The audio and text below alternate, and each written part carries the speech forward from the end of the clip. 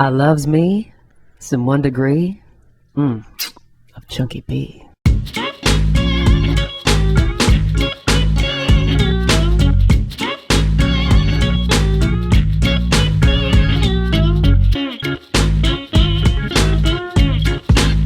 Now, I just have to make a comment about Chunky B. Have you ever seen him looking so good?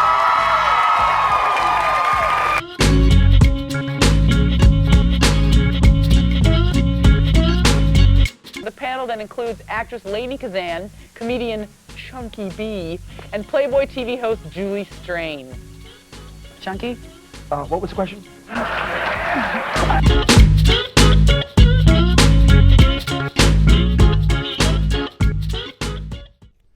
Folks, I want you to look at me. I want you to look at me right now. I am so glad you're tuned in because we've got something going on here tonight on the 1 Degree of Chunky B, chunkyb.tv, on the podcast In the Garage of Love.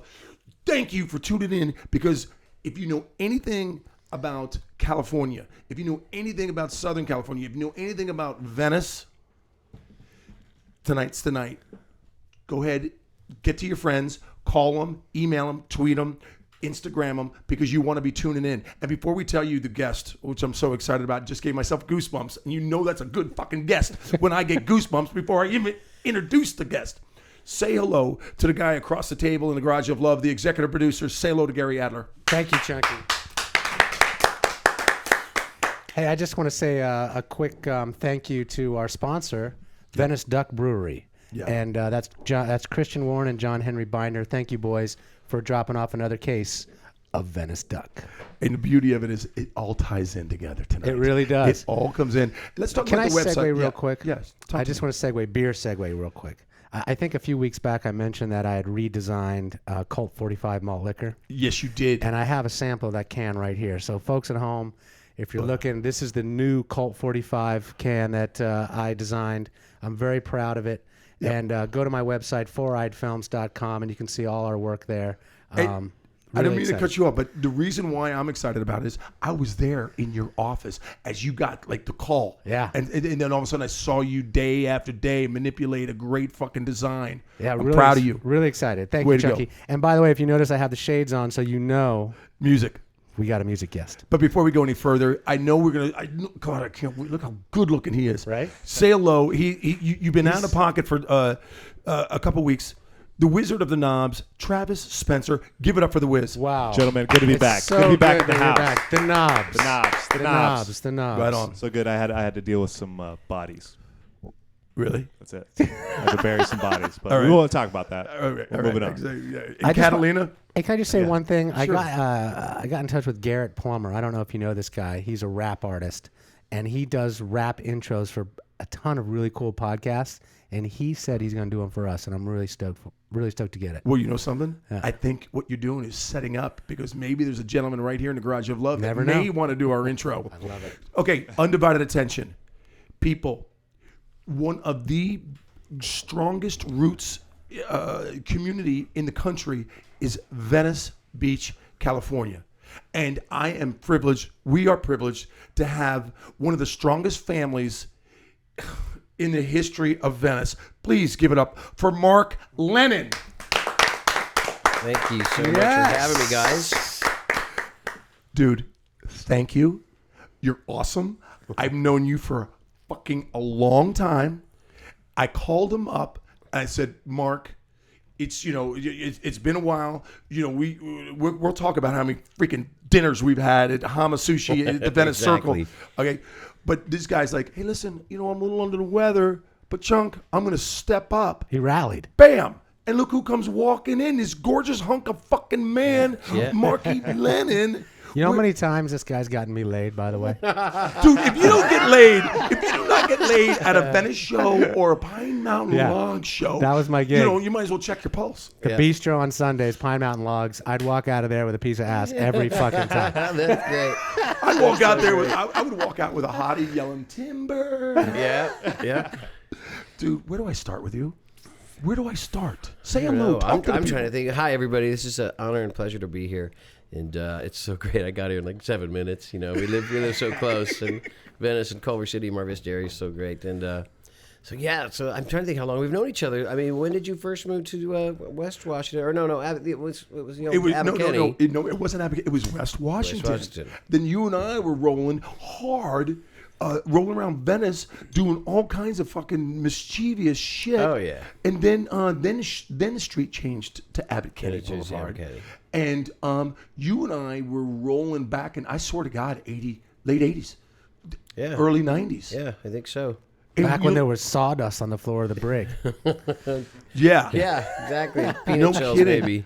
And you know something? I was basically. A dude that what do I call myself when I was chasing the band? Groupie. A groupie. That's A groupie's a glorified hooker. But man, this is when we were making money at a young age and didn't have any supervision. Yeah, we had no responsibilities. And all you were doing each and every weekend was going on the bandstand. Yeah. Rocking either bigger venues or that Sunday afternoon legendary down at the beach. Pine Mountain Logs. Yeah, the Pine Mountain Logs at the Venice Bistro Sunday afternoons into the night. And I lived at 2021 Ocean Avenue. You did. Right on top of Bicknell Hill, and I would walk down every Sunday. Nice. Yeah, it's awesome. That's way nice. Yeah. God, I've been... Well, I've seen a lot there. We had a major earthquake one night when we were there. And I thought I was just drunk, but the thing threw me on my back. Well, I was going up a little hill anyways, but I was in the bistro, and I was like, well, I've drank too much here, bro. And all of a sudden, I'm on my back, and everyone else going, earthquake, earthquake, and all the light posts out on the boardwalk were just swinging a little bit like this, and there were even bats down in Venice. I mean, I remember we used to have bats, like flying around the lights eating the insects. Now, I haven't seen a bat in years. All the homeless people ate them. Bats? Really? Did somebody get to go to? What do you mean? Why, they eat homeless people? They love bats. Yeah, on a stick. Okay, and you know something? I want to start getting so the people watching and listening, the Lennon sisters, Lawrence Welk. If you want to go ahead and check online in Wikipedia, the Lennon sisters. Yeah, they have their own website, the LennonSisters.com, so easy to find. And they were 4 women. And tell me exactly, because I know there were aunts and how were you related? His family. That's why I'm on shows like this, because Yes. I can correct you. No, Lennon sisters are my first cousins. Okay. I'm the youngest of 13 kids. They're the oldest of 11 in their family, so they raised us. They're as old as my brothers and sisters. So I'm 51. They're 21 years older than me. They're like 72, 73. And they're our first cousins. They lived right across the street, right across the boulevard in Venice and Lincoln. And when they were, like in 1955, they were washing dishes, singing 4-part harmony, because that's what our family did. And Lawrence Welk's son was over having milk and cookies and said, my dad's homesick with a cold. Here comes the cold again. And come sing for him. Maybe he'll put you on his TV show. And Lawrence Welk show was the only television show on TV, like other than Bernie Kovacs, what's his name? And I don't know, all those old shows. There was like 5 shows on, and Lawrence Welk was one. Every Saturday from 1955 to like 1975, every Saturday they were on TV, that's like prime time, So they became America's sweethearts. They were never on the radio. They just toured all over the United States and did like county fairs, and they'd sleep in like fans' houses because my uncle was our manager. He didn't want to spend money on hotels. So he's like, well, this family offered to feed us meals and they love you girls so much. You're going to sleep in their kids' beds. And they're like, Dad, no, gross, Are you serious? Yeah. And he saved them so much money. They got to keep a lot more money from all the money they made at the fair because they never bought the hotels. And, they'd sleep at fans' houses. How old were they when this was happening? Janet was the youngest. She was 9. Oh, wow. And it was 9 to 11, 9 to 15. Because there's like a 2-year difference between all of them. You know something? How You cool guys is that? have to look up the Lennon sisters. Yeah. They're all still alive. They all still sing like angels. They give me goosebumps. They taught us how to sing 4-part harmony. They taught us to be on time. They taught us to shake hands firmly. They taught us to remember names. Just all that stuff that, if you want to survive in the music industry, in the business, and get a good rep, you just do that good stuff. Okay. I don't want to cut you off because let's It's all right. train of thought. We got all Do you night. know one of the best birthday gifts I've ever gotten was from Mark Lennon. And I didn't realize how cool it was until I broke it down. You sang happy birthday to me on my message machine, but you pre-recorded it and did 4-part harmony With himself? by himself. Oh my God. With my old school, what it was, you remember the double cassette players? Yeah. You know, it's like you'd have your boombox and it had 2 cassette players, so you could make tapes of make copies of your friends' cassette tapes. So I'd put one in, sing Happy Birthday, stick it in the other one, record it, stick it in a mic. So that one's singing Happy Birthday, recording tape to tape, and I do a second harmony. Put it in the other one. I just kept reversing them. Like that was my 4-track. Wow. You know, 1 track. I made it up. Because you know, some of the stuff back then when you were, you know, he and I were like going out almost every other night. Either and just dinner, drink- a bar, or a show, or a club with the Pine Mountain Logs, or Venice, or the Gila Monsters. You know? Gila Oh, the Monsters. Gila Monsters. Yes. So much fun. We were never bored, or we're just hanging out and you know, brunch and beers. Right, but we're getting back to your cousins and all that stuff.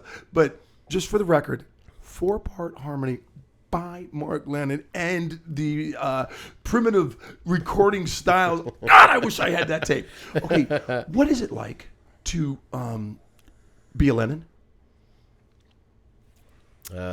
Pretty cool because, I mean, being from such big families, you're always bound to run into someone you're related to, or you know, someone who knew your great uncle. And I knew your Uncle Jimmy. He was the boxing announcer for all the famous boxing. He was on the Rock. He was in Rocky. He was in Raging Bull. He was in, wow. and now his son Jamie Lennon Jr. is in it. So all these people come up like old, you know, almost on their deathbed. Well, I went to school with Jimmy, and he sang for my wife's wedding, and I just every time I hear him singing, it brings tears to my eyes, and just the history of what we've done, and all the weddings and funerals and parties, birthday parties, weddings or funerals, high school dances, proms. We played at for everybody from Venice High School to Notre Dame to, you know, just Pally to, you name it, from San Diego to Santa Barbara. We've played almost every high school dance and prom, wedding, funeral. You know, unfortunately, you got to do the funerals just as much as the weddings, and it's amazing. So by doing that, you for not being hugely well known or having a #1 hit on the radio, we're pretty well known. Yep. And someone either knows a cousin or a niece or nephew or is related to us somehow. And, you know, Does the family get together? yeah, we do our family reunion like once a year where we have a huge softball game or sports or, you know, the egg toss and all that. But we have our own family reunion of just me and my brother and sisters and the 13 kids, you know, down in San Diego up in the mountains at a family house we have. But the huge, like 450 living Lennons that are in LA, we do that like once every 5 years because it's too hard to get them together every year. That's crazy. And then my family is like 100 and that's not a reunion. 40. That's not a reunion. That's a convention. Yeah. yeah, You know what I'm saying? Hookers and everything. Whoops. Whoa, hey. You remember just a second ago, Mark was talking about all these crazy gigs, you know, funerals, you know, weddings. Yeah. Nobody will ever pull this out of their memory bank except for me, and I hope you remember. Years ago, I got tied in to fundraising for the deaf. And I went to a deaf softball game. And the Lennon brothers sang the national anthem at a deaf softball game. Do you please tell me you remember? Yeah, was it the Galley? The restaurant Galley does it every year for to raise money for the deaf children who they're giving them implants now. But this was, I'm talking about I'm telling you, maybe 20 years ago. And I think it was at El Segundo. And I'm sitting there, you know, because I was working with Sharon Osbourne at the time, bada boom, bada bang.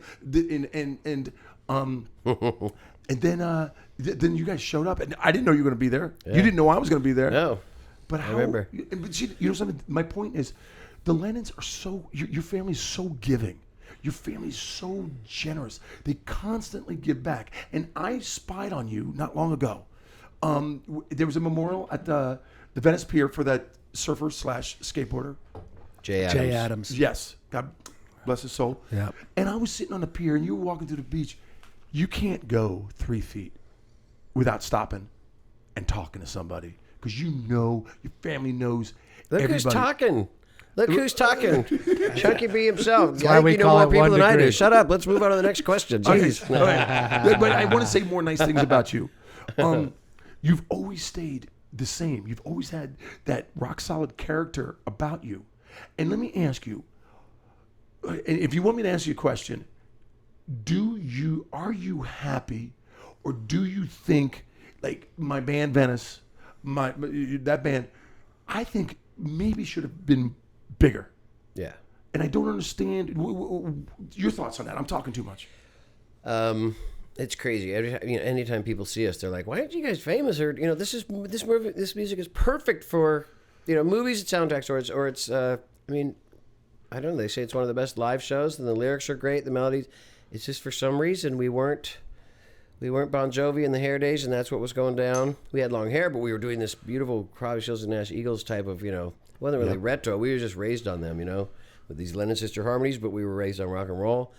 And even though people loved it, young and old, we had 12-year-old to 72-year-old people that absolutely loved it. So the age demographic the album buying demographic would have been huge, and we weren't Bon Jovi, and all of a sudden Nirvana came out. We weren't grunge enough, and then so-and-so. And we always just stuck to our guns, and we're still sticking to our guns, still playing that music that we love, our family love, our fans love. And How close did you get? Like, was there a contract that got away? Was there something you wish you would have signed? Was there anything that happened in that? I just think our record label didn't have the $1 million funds that a huge record label had, even though they're a subsidiary of Atlantic.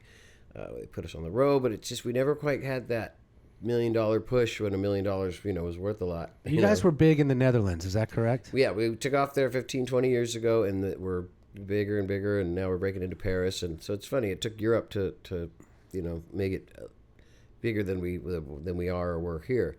But it's just weird. The record industry was always thinking we were too polished and too nice and too good, and these wholesome boys from Venice, and here we are doing drugs and growing our hair out. Is there any such thing as a wholesome boy from Venice? I know, That's an oxymoron. We had a lot of tragedy in our life and stuff, and so we wrote about that too. We wrote about the Speaking of good times and bad times. Speaking of, is there a song? Now I've not heard this, and I want to let you know, people. I love this man so much that I wrote like 4 or 5 lines of notes like 10 minutes ago before. But is there a song that I think I remember crying to? Washington and Lincoln. Did you catch a light? Yeah, that was my uncle, the Lennon sisters' father, our Uncle Bill, my dad's brother. He was teaching golf right here in the Marina Del Rey, and right where the UA cinemas are, and all the. It used to be all golf course. So he was a golf pro there, a golf teacher. Taught everybody. People come up to me, your Uncle Bill taught me, and I'm sorry a tragedy would happen to him. And what happened was the Lennon sisters played, I want to say Chicago or something, and one of the fans said, "Hey, how's the weather in Venice?" And one of them, Peggy, unfortunately said, "Oh, the weather's beautiful. Come out and visit us sometime." So he took that as come out and visit us instead of come out and visit Venice and come out and see the weather, So he sent all of his clothes through the Greyhound. No, he sent them all through. He shipped all of his clothes through the mail in a big box to their front doorstep. Then he showed up 2 weeks later, took the Greyhound bus from Chicago, showed up, said, "Hi, I'm Peggy's husband. I'm here to pick up my clothes and my wife, and I love her." And my Uncle Bill was like, "Get off my property. You're not married to my daughter. Get out of here, buddy. Scram, pal." Back in the olden days. Didn't think anything of it, and the guy went and got a shotgun and followed him to where he knew he was teaching golf and said, "Are you Bill Lennon?" My uncle saw the shotgun and tried to book it for the pro shop, and he shot him in the parking lot. Like Kennedy, like back of the, I hate to describe it, but it was so long ago, and no one really knows the real tragedy. Like it was, and Kip's brother was working there as like a caddy and the golf, picking up the golf balls with a machine. And so they go, "Your father's been shot. You have to come identify him." He goes, "Well, that's like his black golf pants and his red sweater, but that can't be my dad." But he knew it was, so it was just, so he had to get in the car, be a man. They gave him a shot of whiskey and a pat on the back, which is some of the lyrics in the song. I get choked up even talking about it. And he had to drive home, and he hit Washington and Lincoln, the light. He goes, "When this light turns, everyone else gets to go home to their kids and their family. I have to go home and tell all my brothers and sisters that our dad's dead and be the patriarch of the family." Yeah. Here we go. And so that didn't take long, did it? The song is did it? called Washington and Lincoln, and if you can find it on the internet or on our website or get one of our CDs, it's really heartfelt. Mind if I back up just a few minutes? Because Yes, but Mark, I didn't mean to take you I there. got lost. We need to talk about that. That's I what I'm here got lost a little bit with. Was the guy married to Lennon's sister? I don't understand exactly what He was a fan, and he ended up being like a stalker. Oh, And he is that thought what it in his was? mind, "I'm here to see my wife." Okay. Bada boom. It wasn't. So he was just a Whack he had a screw loose. Yeah. So the police got involved. We had police staying at every one of our cousins in Venice had 2 policemen staying at their house. So all my sisters loved it because there was these two hot cops In uniform. sleeping on the couches and sleeping in my brother's rooms and stuff. And I loved it because they put their handcuffs on me and I could slide out of the handcuffs as I was like 6. And they were like, God, we don't have anyone that could slide out of our handcuffs. I was like, yeah. So that was really cool. And, it was tragic, but it was like, wow, we have 2 policemen And living did in our house for they 2 catch weeks. this dude and all They that? found his car. Well, now that I'm older, I think they found his car with him in the trunk and he had shot himself with his own gun. But I'm thinking the police were like, okay, Get outta here. We're going to get this guy. He's going to go to a loony bin for 20 years and get out and do this again. So let's do our little bop-upping. Oh, no. That's what I think. No, I think what you're denying is some dude fucked with the Lennons. Right. And the cops knew us back then. I could like, Of course they did. get caught jaywalking. They'd be like, oh, little Lennon, I went to school with your sister Barbara. You go Dude, ahead, bro. you can't do anything. You can't pick your nose in this town because did you hear Mark picked his nose?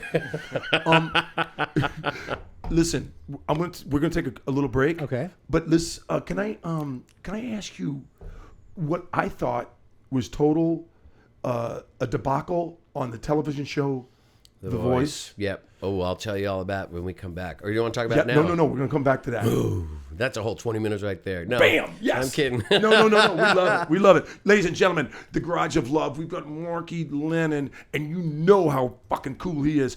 We're going to take a little break. Do not go anywhere. Here's a good time to get on social media and tell your friends to fucking dial in right now. You guys are awesome. Mark Lennon in the Garage of Love. Hey, you guys. Music provided by Play Up Music. That's playupmusic.com. You guys have got to check out our brand new sponsor, Venice Duck Brewery. You want to get your quack on? Taste some of this. In Venice, California. Vandaar hun naam. Hier is Venice met Joey.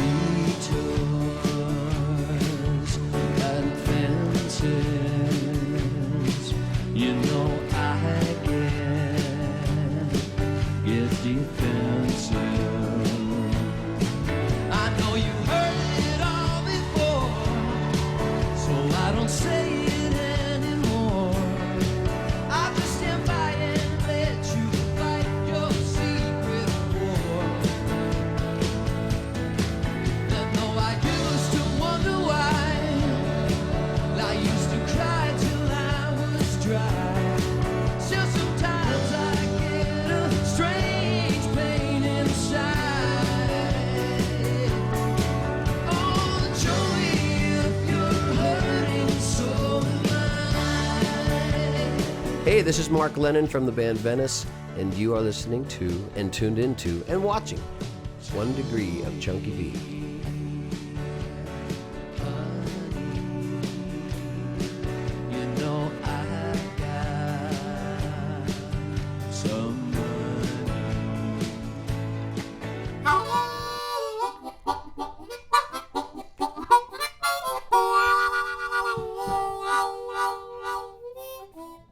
Mark Lennon in the Garage of Love. Damn, I'm so excited you're here. But before we get back to what we're talking about, the Voice, let's talk about 1 Degree of Chunky B. Yeah. Let's talk about, Christian Warren and John Henry Binder, Venice Duck Brewery, and see how it ties into Mark Lennon, only the royal family of this beautiful community of Venice. Where can the folks at home find anything about Venice or Pine Mountain Logs or you? Let's see. Facebook, the Pine Mountain Logs. Yeah. Facebook, the Venice. Also, our website's fantastic. We just got it up and running. VeniceTheBand.com. Right on. It used to be Venice Central, but that was kind of too hard for people. And finally we just said, let's call it Venice the Band, because that's what everybody pretty much calls it. Right on. So VeniceTheBand.com. It has all of our shows. You put your mailing list on there, and we'll send you information when we're playing around town. Because you're fucking awesome. Yeah. If we don't like it, I give you double your money back. And I've never had to give anyone their money back. I'll back that up. You know, And you're going to get laid. Yes. If you don't get laid, 100%. go join your friends in Al Qaeda. You're un-American. All right. This is fucking Venice, the band fucking com. All right. You hear what I'm saying? I want to talk to you. God damn it. You know what sucks? I've got so much to talk to you about, but I know the TV show The Voice. I know, 'cause I work in television. We all work in television. Yeah. It gets a little, what's the word? Shady? I don't know what the fucking word is. But Well, can you people break are the saying story it's all, down? people are saying it's all nepotistic. scripted. It's all, I mean, shady as far as like that's not what's really happening, and there's a bunch of stuff that's hidden that people don't know about. Share and they your make it look experience. like reality. Share your experience. A good friend of mine, Brett, knew the casting people. He said, I have this guy, Mark. He's a great vocalist. And since there's no age limit, they said, sure, yeah, you know, because I was 49 at the time. I wasn't even 50. Now I'm 51, so it shows you how long ago we filmed it. But so he got me an audition, and instead of being the big cattle call in the stadium with the number in your 2000, number 2000, it was me and probably 25 or 30 other people. And it was on a special day. It was in Hollywood or maybe out in the Valley at these studios. So I went to one studio, someone else went to one, and they have all these different people auditioning. So I sang 2 songs. I had one pre-recorded on CD, Waterfalls by TLC. Sure. You know, and I made it a little faster, made it funkier, and I thought that's kind of an obscure, funky song for a white guy to sing, but I want to show my soulful voice. And then Michael played guitar for me live, and we did Bonnie Raitt, Nobody's Girl, which showed my, you know, the softer side, and I arranged and everything, and because I sing it pretty high. So they were, usually you only get to do 1 song. They said, we might ask you to do 2 if we're interested, but if we ask you to do 1, don't worry, you know, so make sure you pick your best song first. So I can't remember what I did first, but they asked me to do it a second song, which was really nice, and all the other kids said, oh, we only got 1 song. So I was like, cool.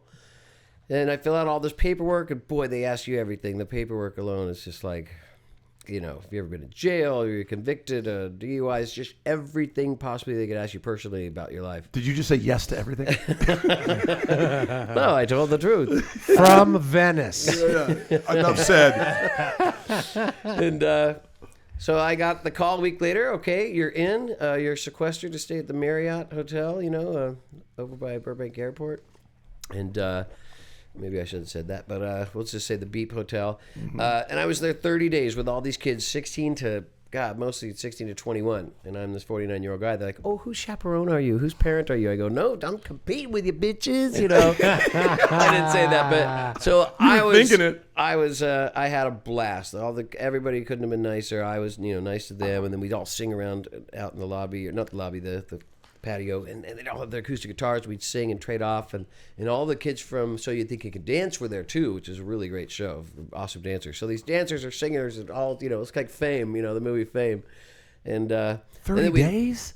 30 days fucking sequestered. days? So you're going to meetings, you're going to classes, you're picking your songs, you're filling out more forms, like a whole psychoanalyst questionnaire. Like, Were you loving it? I was loving it because it's like, yeah, who cares? Give it to me. I'm half hour from home. Right. Oh, and then when everyone needed haircuts, like some people got to go to salons and stuff, and my partner Jeffrey, he's an incredible hairstylist. So we got to drive to my house. No one gets to go to their house. They're like, we'll get you a van. Go to your house. Don't tell the other kids, you know. So I drove with like 5 or 6 other guys and a girl, and they all went to Jeffrey's house. My back patio, Jeffrey's doing hair like nobody's business, and they were so happy. And that's how all the hair you see on the show, like 6 of those people were Jeffrey's hairstyle. So they're paying him, you know, $25, $30. He was giving them all discounts because they're all kids, but they would have paid $60 somewhere else. So Sure. So that was really fun. In my house, and jumped in my pool, and then the pool at the Marriott, we'd play all these games that, you know, being from a huge family, I knew every game. I was like, fuck Marco Polo, let's do, you know, naughty bitch. And they're like, naughty bitch? I go, no, naughty bitch. I go, I've got all these things, and we got it, you know, you're juggling. Like, say you got these little foam microphone heads, and you have 30 of them. So I throw to you, you throw to him, you throw to her. Finally, it comes back to you, so you got another one going. Then there's 7 going, then there's 8 going, then there's 11, and you're all juggling, and somehow they boink each other, they fall, and you end up throwing them at each other. But it was great. So I got all these kids laughing in the pool and singing, making up songs, and I was in heaven. I was like, they call me Uncle Marky, you know, but not in a pervy way. All right, so let's Or talk maybe about in the a nuts and pervy bolts. Okay, so the whole time you're there, you're giving them lists of songs. What's your top songs you'd like to do? You know, then they give you a list of their songs. Our band knows these 500 songs, so try and pick from this list. So I was like, okay, there's still a lot of songs on there, so I made that list. You know, so I went down from my thing and I picked all my favorite songs that I could really shine on, the ones that people say I sing the best. And I was just so excited. I'm going to really show the world, or show the United States my chops. And then I get an email, Mark, you know, we need a little bit more rock and roll in the show. There's too many kids singing ballads. We need you to do Come Together by the Beatles and just be a team player. I was like, well, it's not really a singer-songwriter. I mean, anyone can sing, here, come on, flat top, here come, roll slowly. Like, it doesn't take any, you know, talent. But I thought, you know, they really liked me. They moved me in every, I thought they really liked me. They moved me into every genre, interview, family photos, things, you know, where you're in your family and you're pretending like you're getting ready to go on stage and filming. They moved me up ahead of everybody. No, and I was like, wow, they really like me. There was a full-on human interest story. Did they Yeah. do the I mean, Lennon, they did the a Lennon, background. Yeah, well, that's the Lennon coming up. sisters and all that business? Yeah. Background, I said, okay, my cousins, the Lennon sisters, and I gave them videos and clips of them.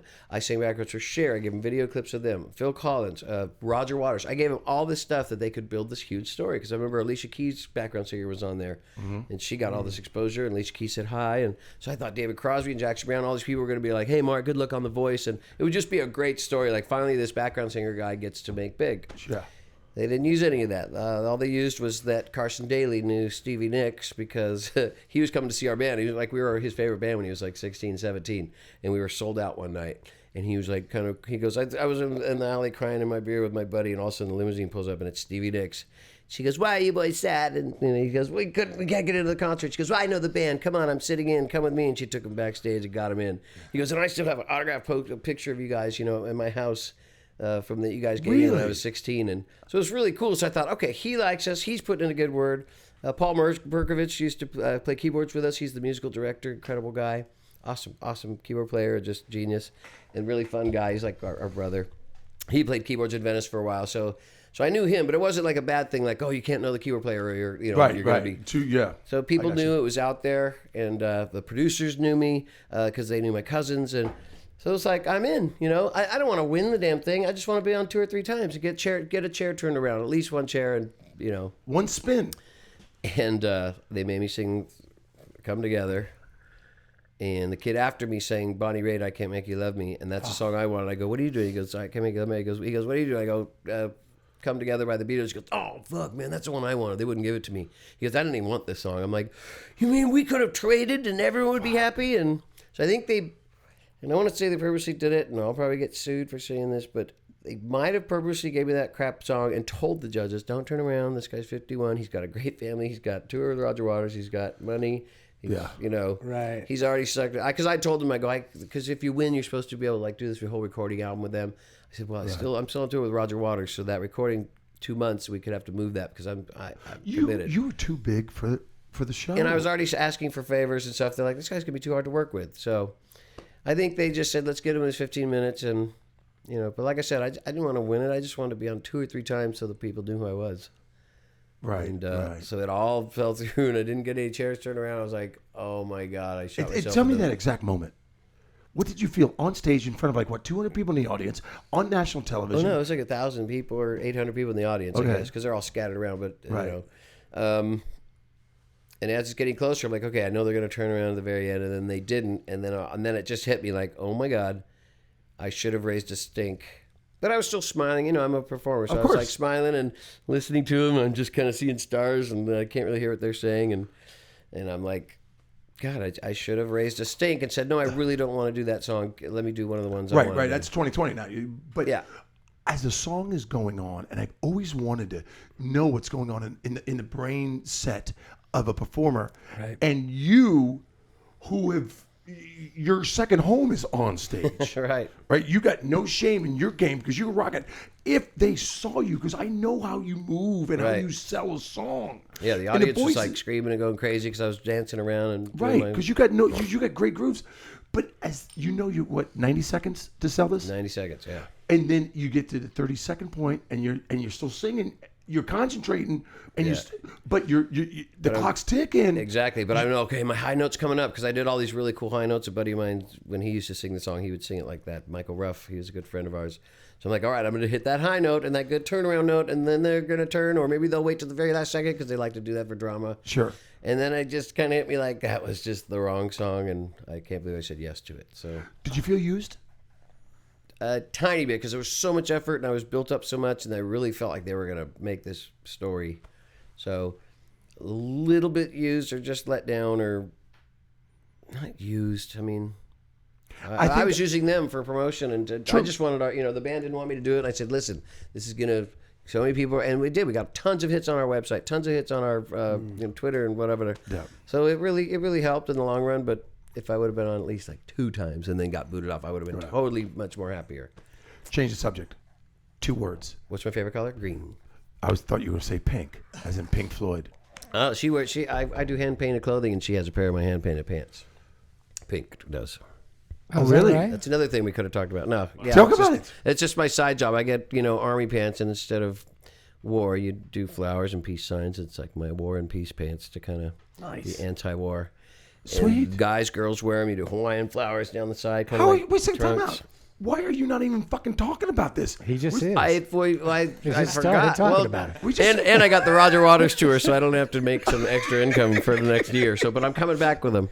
But you'd love them, man. You give me your old pair of camouflage pants, and then I do that. So people would send you a pair of pants, and you say, jazz them up. Exactly. Give me the backpacks, Marky. tennis shoes. I just do whatever they want. Can you do a unicorn on my jean jacket? And I'm like, okay. They go, the cheesier the better. I'm like, great. They do a cheesy old unicorn or whatever they want. But mostly the Hawaiian flowers and the peace signs were the biggest.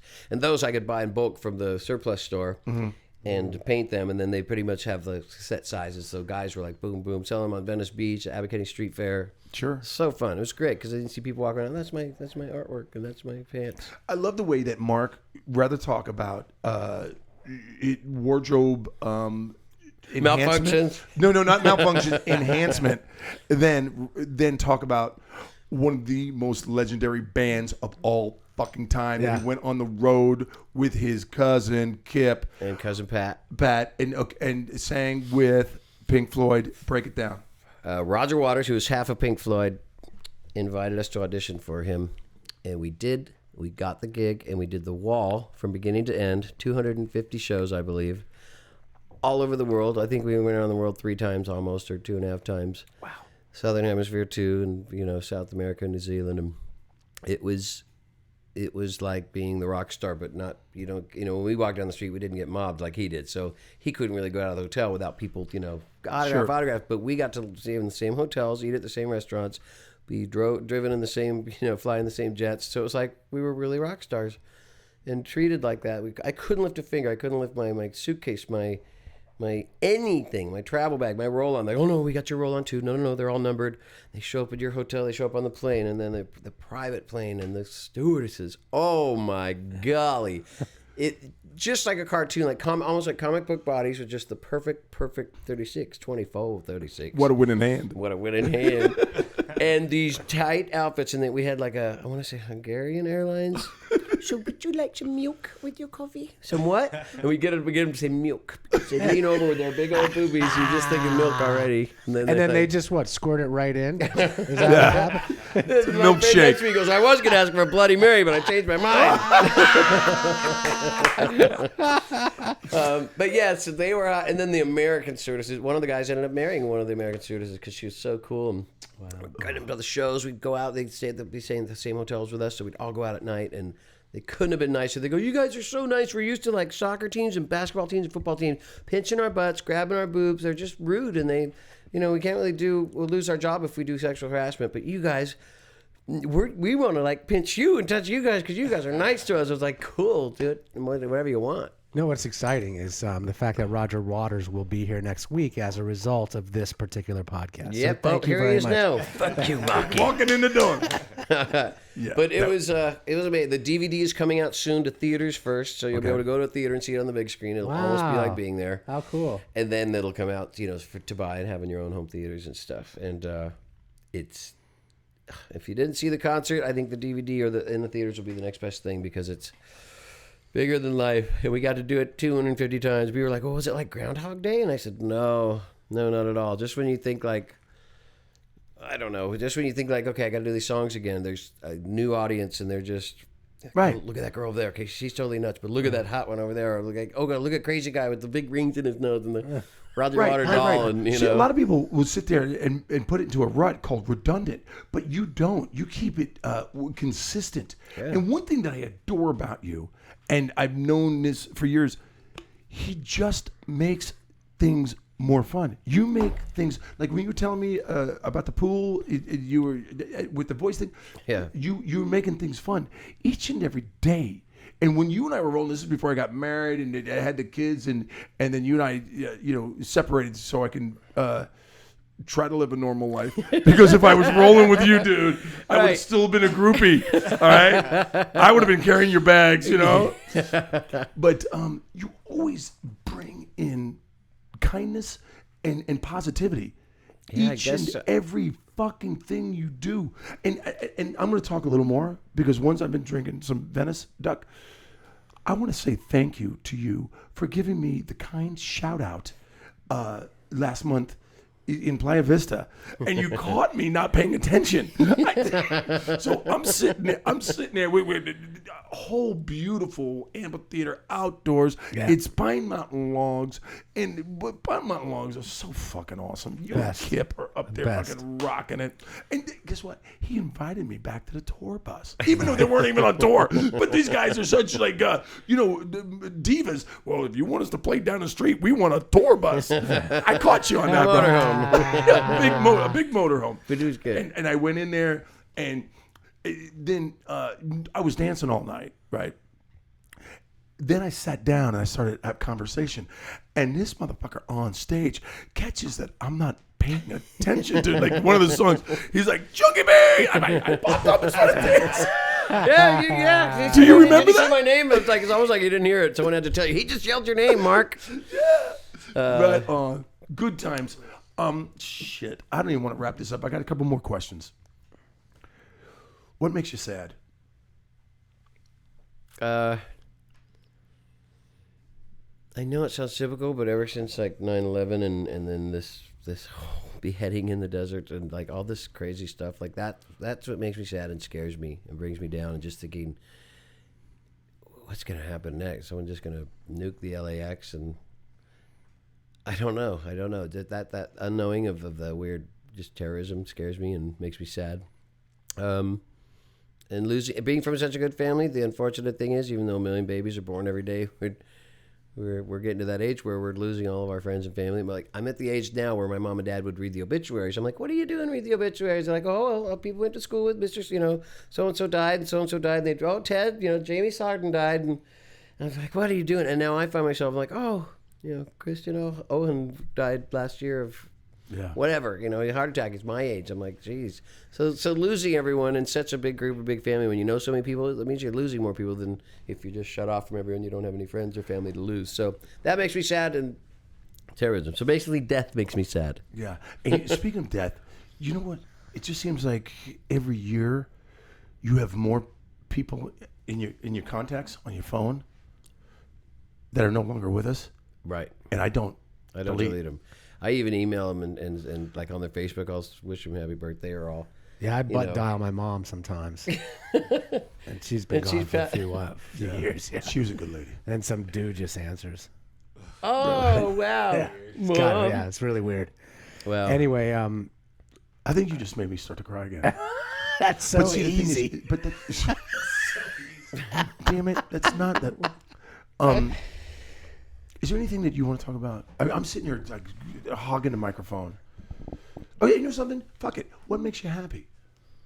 Well,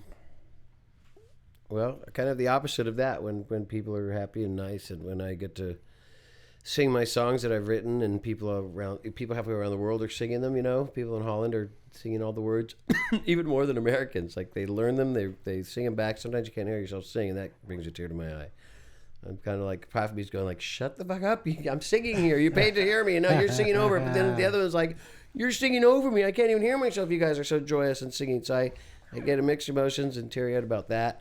What makes me happy? Snorkeling and being in tropical on islands and just wearing almost next to nothing and packing nothing and just being with fish. That makes me really happy.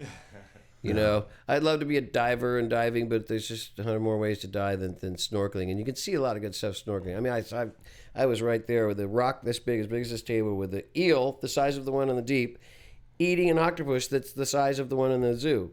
And the octopus came out to eat this little fish or mollusk or something, and the eel was waiting, and he got it. And then waiting out there was a barracuda. And this is all in like 8 feet of water in Cozumel. So I'm like, I don't need to be a diver, go down 300 feet anymore, because, you got to buy the tank, and who wants to do the tank and the wetsuit? It's like, what are you, So I go to Catalina in the summer, and then when it's cold, we go to Cozumel or wherever it's tropical. And so that's what makes me happy. I could die, be a happy man, singing at the little hotels there, doing acoustic sets, and they pay for my hotel, my food, and then I get to snorkel every day. Are you set? Do you have to work? Can you ride what you got right now into the sunset? Well, with the Roger Waters money, and since I don't have kids or a wife, and my car's paid for. No, but with the Roger Waters money, that'll last me a long time because I'm very frugal. Everyone else is like, oh, they got a new car. It's like I got a Ford Edge. It's like I'm not the go out and get a It's a nice car, the Ford Corvette. Edge. It's I know. EcoBoost. Wow. You know what I mean? You can afford that? It's half the money. You show off. No, it was half the money than a Range Rover that I really wanted and a gas guzzler. So this is like I'm paying half the gas. But you like to take care of yourself. You like to wine and dine yourself. That's my biggest thing. Dude, you put me in the poorhouse, man. I swear to God, I just woke up. What's going on, Chuck? No, I'm telling you that he and I used to. I like my good food. Yeah. That's my other thing. That's what makes me happy. Making food, and when I'm not making it, I like to go out and order just really great, beautiful stuff. So food and snorkeling and music. What's your favorite restaurant in Los Angeles or Venice? Venice might be Otto on Main Street, the Italian restaurant. They might be closing, but they have one in Brentwood, and they have Casa de Otto right by Mercedes on Washington. So Otto is that yellow house with the white trim, the old Victorian house on Main Street, right where Brooks is. It used to be Van Gogh used to be the Queen Cups, and so that's the best Italian. Besides Centani across the street from Wits End. Lincoln. I love Kafune sushi. Kafune, you're right. It's always good. But have you been to Superba on Rose? Have you tried that yet? No, not Superba? yet. No, I heard it's pretty expensive, but supposed to be great. It is. It is great. And you and go there. I, I'm when gonna we go were there dining, tonight. we'd like to sit at the bar. Yeah. They've got a short little bar, maybe 7 people. Oh, good. Now that we are back and opened our old doors, I want you more in my life. Yeah, of Okay? course. I didn't know you lived so close. I thought you moved to, Chunky, Kentucky or something. And then I see you apply it already. I'm like, oh, he's in town for a week. I'm like, you live 10 minutes away? Yeah, I know it. But that's what wives and kids will do, and that's why I'm not married and have kids. Good night, everybody. No, but, it's kind of true. I don't see half my friends as much as I used to, but we can and we will. Because now, you know what? Your kids aren't like, oh, I can't leave my kid home alone. I got to babysit. No, fuck now them. she's, 13 or 12? No, Riley, you just met is 15. See, you haven't met she can babysit herself. Yeah, no doubt. You haven't met the slugger. You haven't met. Is that what the soccer net's in the front yard for? That's actually a baseball batting net. Bet my head off. Played with your nephew Dutch. Oh, great. But let me tell you, we're rounding third, headed for home. Meaning we're gonna put a bow on this. But we do not end our podcast without the Wizard of the Noms. And I'm gonna warn you in advance, it may be off. It's mushroom related. He's a shroom. Don't give it away. We don't need to. Don't give it away. Oh, no. Don't give it away, but you just piqued my interest. Yeah. So Come on, Gary. okay, Knew where I was going Wiz, today. Wiz. I toured with fucking Pink Floyd. What am I going to ask? Yeah, so I was going to say, Mark, first of all, it's an honor to be in the room with you. Thank you so much. Second of all, excuse me for making the assumption that you're a psychedelic traveler, but could you tell me about your best psychedelic journey that you've had? Yes. Well, there's 2. I used to date Kelly Carlin, George Carlin's daughter, and we were, 17, I guess, and so he almost would have been my father-in-law, and it was great to hang out with him. But she was the one who kind of turned us on to mushrooms because she could get good ones, and they were good quality, they were safe, and so we take these mushrooms, and it's 4th of July, Venice. Marina Del Rey. So we all ride bikes, 20 of us, and I'm the one supplying everyone with the mushrooms that she got for me. And just 20 people on bikes going down to ABC Streets, y'all and everything, and then they shoot the fireworks, then we drive up to Venice and watching kids put spray paint cans in the fire, and the spray paint cans explode. It's just, I mean, it was so dangerous, you know. But that was one of the best times, and we would do that actually annually every year until you get a little too old. You're like, I don't know if I could do it again. And then that's like, wow, you could really get in trouble with the cops if they found out. And then the other one was hiking in Tuna Canyon, which is now closed. You can only go backwards up it because it's a one-way street. Up in Topanga? Yeah, up near Topanga, Tuna Canyon.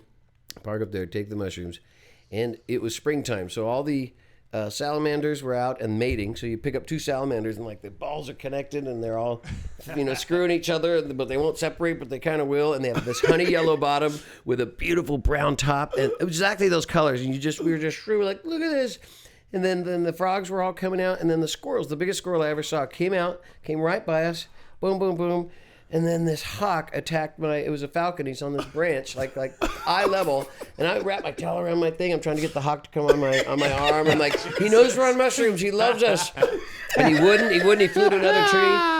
So we go, okay, let's leave him. He doesn't want to land on our arm. So we're hacking. All of a sudden I hear my cousin Billy Blazer, great name, Billy Blazer. I know him. He loves. He looks like you, but blonde. Yeah, I know Billy. And so Billy goes, I turn around, and the hawk is just letting go of the back of his head because he had a flat top, so it looked like a raccoon's ass. And he just boom, and he fell in the water, and the hawk just landed right down next to him, just looking at him like, yeah, I almost got you, didn't I?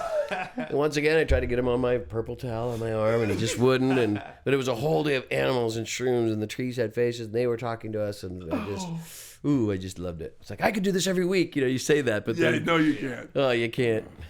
Mark Lennon, thank you. Thank from you the bottom so much. of my heart. Let's do it next year. Dude, no. We're going to do it he's before coming then. back for sure. No. You are going to be, Jesus Christ. You're welcome in this garage. You're welcome in my home. I love the fact that we are reconnected. Yeah. Okay, so now, chunkify your life. Get on down. Perfect. You can You're be the chunkiest you're in my one. phone now, and you ain't dead. Exactly. Are they just real quick? Are they playing anywhere in a couple of weeks? Because this is going to air in a couple of weeks, so let's just look about a month ahead now. Just to play it Yeah, safe. look online, and then you could say St. Rock, which is in Hermosa Beach. It's like a little House of Blues thing called St. Rock, Santero, St. Rocks, baby. We're doing the Pine Mountain Logs there, St. Rocks. Let's go, Chunk. Yeah, Man, I'll get you on the list, guys. Nice. okay. Not Travis, though. No, all he's got three of to. you. No, he has to. He has to. And you know something? I'm going to be honest with you. I've got so much more I want to talk about. But will you come back and how awesome the Pine Mountain Lawns are? And I love Plus the fact that they beat out, I don't know if you know this, they beat U2 and Coldplay. They won an Edison Award. Oh, yeah. The Edison Award in Holland. It's got like a Grammy. And Venice, our band Venice, our real band. Pine Mountain Logs is just nothing but cover tunes of every song you heard. But they're so tight. Yeah, it's the best, man. That's where we get to practice our chops and realize that it's just fun. This has been great, Chunk. Thank you. No. you. Thank Thank you. you. And I swear to God, this guy on just... camera. God damn it. You're fucking awesome. This Thanks is so One much. Degree of Chunky B. I'm Chunky B. That's Gary Adler, executive producer of Love. That's Wizard of the Knobs, Travis Spencer. And the joy and the wonder and the wisdom of Mark Lennon. Please keep doing what you're doing because you're tuning in and we dig it. We're DONE. Bam. Good night, everybody.